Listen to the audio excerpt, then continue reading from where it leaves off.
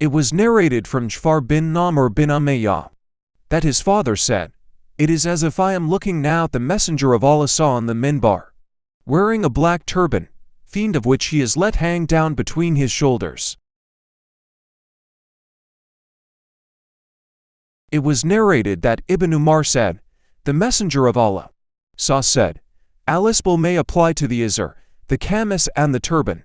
Whoever drags any one of these out of vanity, Allah will not look at him on the day of resurrection."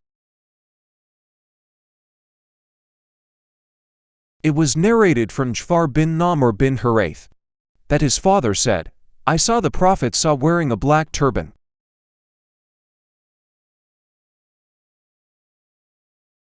It was narrated that Bilal said, "I saw the Prophet wiping over the cuff and the khimar, one a head covering not limited to the common usage of turban, as is clear from the first narration."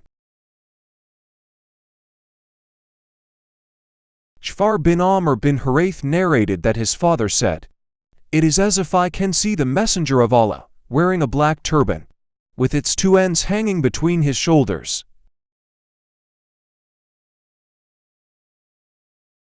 It was narrated from Ja'far bin Amr bin Huraith that his father said, "I saw the Prophet delivering a sermon on the pulpit, wearing a black turban."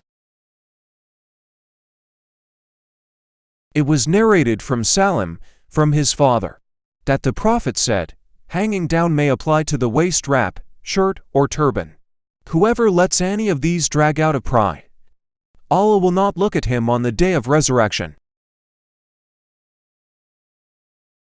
Narrated Aisha, Allah's apostle was shrouded in 3 pieces of cloth, which were made of white suf wool, and neither a shirt nor a turban were used.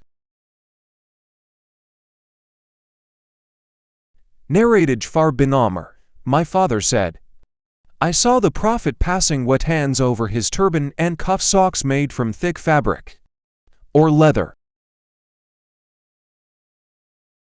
Narrated Aisha, Allah's apostle was shrouded in 3 Yemenite, white sufulia pieces of cloth of cotton, and in them there was neither a shirt nor a turban.